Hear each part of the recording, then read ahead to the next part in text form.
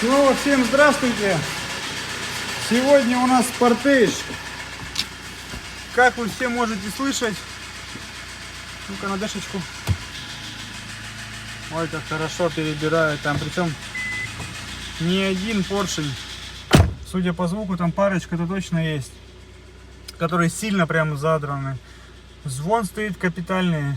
По мне, судя вот по звуку, первое впечатление, расточка там не выйдет, придется гильзовать под стандартную поршневую. Это очень сильно брякает. Посмотрим, конечно, что там за дирами на цилиндрах. Дай бог, что просто больше всего поршня сносило, а меньше всего гильзы. Бывает по-разному, бывает, что гильза больше снашивает. Это, конечно же, будет печально. Год 2011, пробег 170 тысяч километров. Все прекрасно все сами слышите. Задиры глубочайшие. Там давайте будем разбирать, дефектовать. Навесное, ГРМ, распредвалы в каком состоянии, муфты в каком состоянии, стружки здесь, судя по всему, в моторе много, насос в каком, вкладыше, вот это больше всего волнует. Ну, как-то так, давайте будем приступать к разбору. Навесное все поснимали, шланги целые, защелки целые, ничего нигде не поломалось, не обломалось, поэтому проблем нет. Антифриз тоже непонятного цвета был, бачок, кстати, пустой. Обязательно промоем и зальем свежие. Так, далее. Цепь. Натяжитель вышел больше половины, еще не до конца натянута. Естественно, комплект цепи в данном случае будем менять без вопросов полностью. Далее сейчас побежимся по зазорам клапанов. Посмотрим, что у нас со впуском, что с выпуском. Ну, я так полагаю, автомобиль на бензине, никуда они не ушли. Посмотрим. Главное сейчас в каком состоянии шейки, распредвалов и постели. Потому как стружка в любом случае в этом моторе летала. Фильтр 100% не фильтрует. В данных двигателях клапан открывается, то есть напрямую все это масло идет. Поэтому такие вот дела не надо затягивать со стучащими моторами.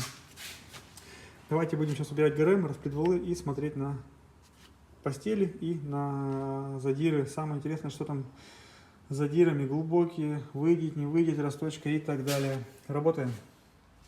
ГБЦ сняли. Больше всего у нас второй, третий цилиндры пострадали. Третий аж на головке долетал. Видно, да, свет?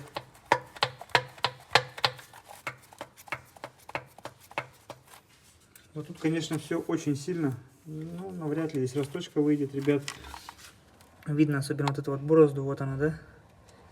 Это очень глубоко. Придется гильзовать данный мотор нам. Выхода другого я не вижу. Так, ну что, достаем блок. Осталось у нас 3 болта. Разбираем, смотрим на коленвал и на вкладыш. Распредвалы пошоркало, но не критично. Потери давления масла там не будет. Стружка все-таки погуляла. Сейчас самое интересное это коленвал. Мотор полностью разобран. Лежит у нас на столе. Почистили. Сейчас мойку засунем перед росточкой, перед гильзовкой. В данном случае, ребят, это без вариантов. Вот она, эта борозда. Видно прекрасно. 0,5 тут явно не выйдет. Ох, хорошо ее видно. Протарабанило. Все. Это гильзовка под стандартную поршневую, ребят. Со стандартной поршневой тоже не так все хорошо. Цены на них, блин, приятно. Хорошие, низкие. Думаешь, когда забиваешь вин-код, приходит, а там Китай. И причем Китай сейчас стали делать, перекладывают в Корею, переклеивают наклейку и продают. Ну, по ним видно, что это Китай. По исполнению, по сплаву. Положите на весы корейские поршни, положите на весы китайские, поймете сразу же, он легче.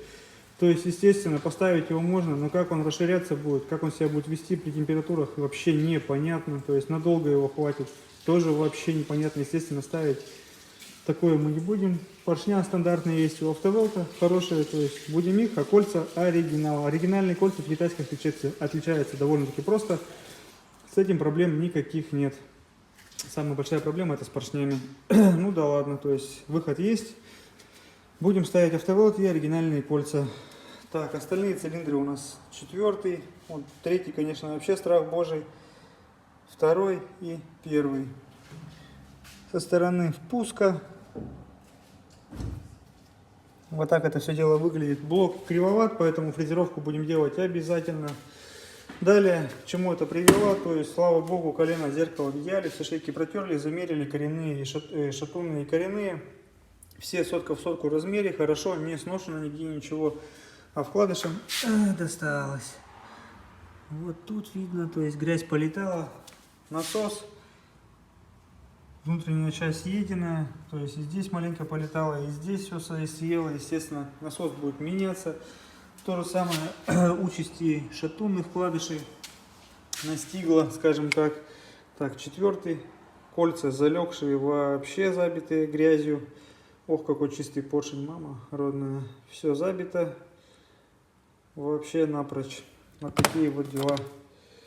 Вот он у нас третий, который долетал до головки. Вот этот след, это именно и след на голове есть, то есть долетало. То есть на перекладке он упирался в голову.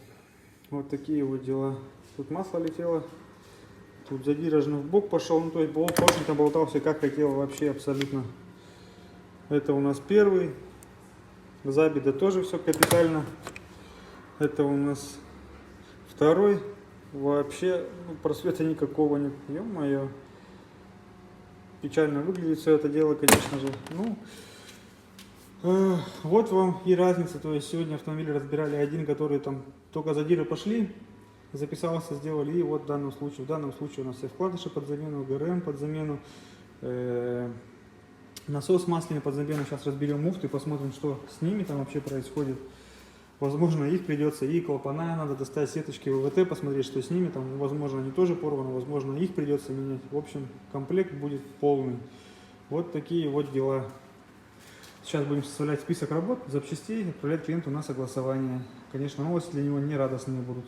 И снова всем здравствуйте. Пришло время собирать у нас портыш после гильзовки. Все готово к сборке. Промерили коренные шейки, шатунные сейчас будем промерять. Поршня мы используем в данном случае АвтоВАЛ стандартные. Почему? Потому что, еще раз говорю, китайские подсовывают в корейские упаковки. Что с ними будет происходить при нагреве, непонятно. Это, к сожалению, очень сложно отличить, поэтому не рискуем. Кольцами все проще, там есть нюансы в китайских кольцах, поэтому их на раз-два можно понять, что это Китай. В данном случае это корейские, 100%. Далее будем устанавливать, они уже установили, вот они забитые у нас, форсунки, которые направлены на выпускную сторону, на нагруженную часть стенки цилиндров для лучшей смазки. Обязательно используем нутромер и микрометр для промерки. Обязательно все это дело затягиваем как положено. Пасту, всякие пластилины не используем. Чем это опасно? Во-первых, непонятно, правильно она неправильно показывает. Во-вторых, как правило, все кладут ее, то есть сверху, смотрят сверху зазор какой получается, и все. Ладно, в коренных еще более-менее, если там постели никуда не повело, то проканывает. Но шатунные то же самое ложат сверху, и все, вроде нормально. Но вот видео у нас на канале вышло про лансер, как шатун у него повело. То есть, да, где обычно кладут, зазор может быть там 4-5 соток нормально, но сбоку до 15-20 соток на том, что не доходило. То есть, естественно, это охренеть как много, естественно, это ни к чему хорошему не приведет. То есть, шатун раскрутили, он деформировался, его уже обратно он не встает. Пришлось покупать там новый. И когда люди меряют этим пластилином, они не измеряют сбоку зазор, только сверху смотрят и все. А что там сбоку происходит, непонятно. Вот поэтому мы используем все измерительные приборы, микрометр, нутромер. То есть мы посмотрели в этой плоскости и с обоих сторон. То есть и с этой стороны, и с этой стороны. Чтобы все было нормально. Потому как зачастую бывает вот такое, что шатуны ведет. Особенно шатуны. Вот такие вот дела. По поршням у нас 4-5 соток зазор, в кольцах 2,5-3 десятки зазор. Коленвал сейчас мы промываем спиртовыми очистителями и будем укладывать. То есть вкладыши полностью все подобраны, все новые стоят. Шатунами сейчас то же самое. Выпрессовываем старые поршня, отмываем их и перепрессовываем на новые. Аккуратно шейку шатуна не перегревать. Садится здесь все на горячую. Ну, в принципе, все. Всю начальную информацию сказал. Давайте будем приступать к сборке блока. Ну что, ребят, блок полностью собран и готов к дальнейшему монтажу на автомобиль. Сейчас ставим пластину для автомата. И, в принципе, все. Сальник, естественно, новый, оригинальный у нас стоит. Так, по зазорам, по кольцам ничего подравнивать не пришлось. Так, кто-то хотел... Крутится, естественно, все рукой. Ребят, никаким ключом, воротком мы ничего не разворачиваем. Все хорошо. По зазорам все замечательно. Сами видели. Кто-то хотел посмотреть, как выглядит 4-5 соток зазор. Вот так. Ну, то есть практически незаметно все это дело. Также масляный насос у нас новый стоит в данном автомобиле. Также в него заливали масло, прокачали. В принципе, давление пойдет сразу же. Вот вам следствие того, если ездить на стучащем моторе. Вкладыши все выкидываем, насос все выкидываем. Благо коленвал остался целый по головке, там уже в дальнейшем покажем, что там тоже есть свои нюансы, не очень приятные, мягко говоря. Ну, до этого дойдем. Давайте будем монтировать блок на машину. Блок установили на автомобиль. Первый, четвертый поршень у нас вверху, помпа стоит, датчик коленвала стоит, промежутка здесь нет. Крепление выпуска ставится после установки ГБЦ. Все везде обезжирено и готово к монтажу. Кстати, по поршням Автовелт забыл сказать. Между прочим, автовелтовские поршня дороже стоят, чем оригинал. Я про стандарт говорю. Все почему-то, все потому же. Оригинал Китай. Причем Китай не очень хорошие. Корейские поршня, если прям брать от официалов, там цена у них какая-то нереальная. Просто-напросто. А то все, что дешевле, практически все приходит в Китай. Ни одного комплекта нормального нам не пришло. Вот такие вот дела. Поэтому в данном случае стоят Автовелт. Так, здесь у нас все понятно. Головка также у нас полностью капиталилась, все клапана чистились, шарошилась, фаски снимались, притиралась, зазоры 0,3 выпуск, 0,2 впуск, сальники. Здесь стояли серые, то есть это старого еще образца. Ну, не сильно дубовые, кстати, но вот такие. Это у нас пуск был, это выпуск. Выпуск у нас более дубовый. Далее, что у нас по головке, какие нюансы? Нюанс в том, что порвалась сеточка, вот она. Вот так этот выглядит клапан. Естественно, его выкидывать, все. И муфта под замену идет. Плюсом к тому, почему? Потому что, опять-таки, очень много стружки в моторе было. И вот успокоило вот эти две детали. Головка у нас прямая, ровная, фрезеровка не потребовалась. Также она полностью у нас обезжирена. Болты мобиловской смазкой. Все это дело промазали, чтобы нормально протянуть. Раньше времени не вставали, не хрустели. Пока протягиваем головку, ставим корпус термостата, стартер. Ну, в общем-то, работа есть. Под капотку маленько продули, промыли. В принципе, она чистая была, но всю большую пыль, грязь смыли. В правую сторону, естественно, не трогали, где все фишки, чтобы не залить. И не дай бог, потом ошибок не повылазила куча, уйма. Вот такие вот дела. Давайте будем приступать к монтажу. ГБЦ протянуто, распредвалы установили. Правую сторону по максимуму собрали. После установки распредвалов еще раз пробежались, посмотрели зазоры. Все везде идеально. 3 десятки выпуск, 2 десятки впуск. Вопросов никаких не имеется. Комплект ГРМ у нас полностью новый. Одна муфта ВВТ поменена. Была изрядно пошоркана. К выпускной муфте вопросов нет. Ни потертости, ничего абсолютно нет. А вот это вот, да, пострадало из-за стружки. Естественно, новая, естественно, оригинал. Цепь также полностью новая, оригинальная. Вот она. Клеймо видно, да, вот клеймо, то есть обязательно должно быть присутствовать оно, и она такая матовая. Если глянцевая, то это Китай будет 100%. Два башмака, натяжитель, нижние башмаки и цепь масляного насоса, она практически вечная в данном случае, ей вообще ничего не доспевается, нагрузка на нее не такая большая, поэтому смысла ее трогать вообще никакой нету. Все везде натянуто, все везде по меточкам стоит. Клапан также новый, ВВТ. В принципе, сейчас ставим переднюю клапанную крышку и навесную. Час-полтора автомобиль будем запускать. Столб мотора собран, это самое главное. Продолжаем работу. Машина собрана и готова к первому запуску. Старый антифриз выкачали, новый больше уровня залили. Там непонятного цвета был в расширителе. Далее все 3 ролика у нас новых стоят. Ремень заменен клиентом, он новый. Далее дроссель помыли, был ужасно грязный, прямо критически, я бы сказал, грязный. Не доводите дроссельные заслонки до ужасного состояния, иначе потом придется ее менять. Разобьет штифт и начнет болтаться, естественно, начнут обороты плавать на холостых, и как следствие замена дросселя. Так, какие еще нюансы? Нюанс в том, что ремонт вышел у нас, будем менять масло в автомате, опять-таки аппаратом без замены масла в автомате, то в районе 150, там, может чуть больше, вышло за все про все, под ключ, за все материалы, за все работы. Перед этим машина была такой же мотор, но единственное, факт в том, что по зиме клиент услышал звуки, стуки, бряки, купил не так давно машину, сразу же записался на ремонт, не стал доводить до критического состояния, у него вышло чуть больше 100, то есть на 50 тысяч дешевле. Здесь на 50 тысяч дороже. Почему? Да потому что насос, вкладыши, муфта, клапан ВВТ дали о себе знать, как говорится. Не запускайте машины, иначе все-таки цена увеличивается. Замена масла в автомате аппаратом, то есть 3 канистры, где-то в районе 165, наверное, за все про все у клиента выйдет. Далее обкатка 3000, не более 3000 оборотов, надо хорошо машину обкатать, мотор.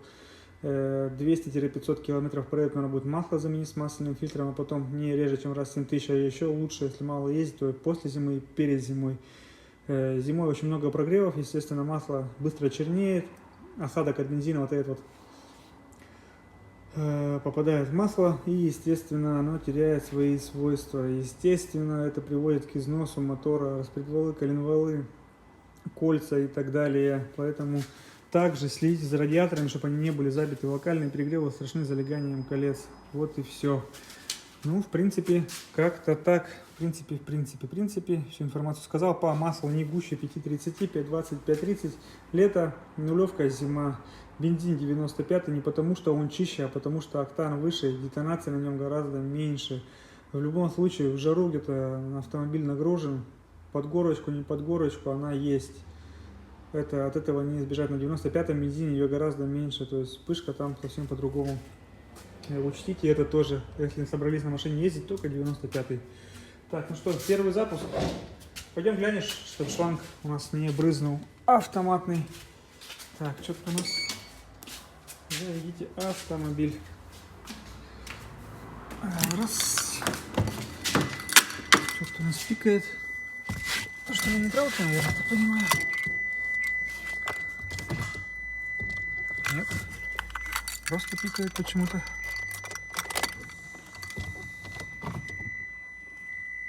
Звук какой-то странный. Ну ладно, потом разберем, может, дверь, потому что это... Так, давление есть, аккумулятор есть. Пробуем, первый запуск.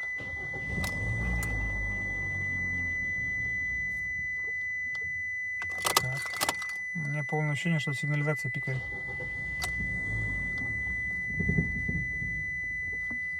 Такое ощущение, что она бензонасос отрубила.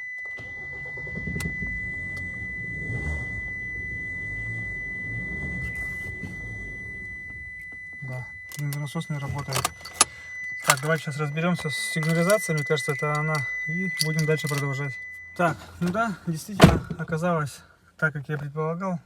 Моя батарейка севшая в брелке, нашли, поставили, сняли, поставили, и бензонасос загудел. Так, ну что, работаем.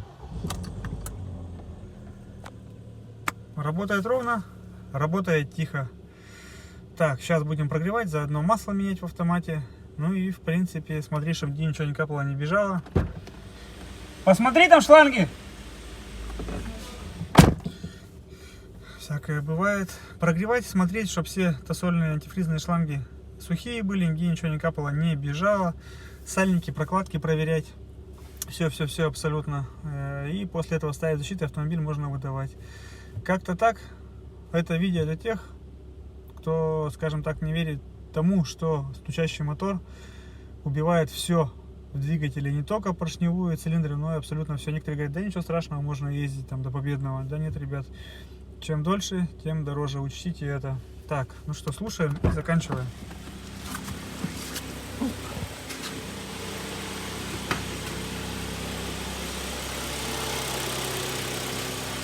Маслица темная, работает ровно. Работает тихо, не шелохнется. На этом заканчиваем серию. До новых встреч, до свидания.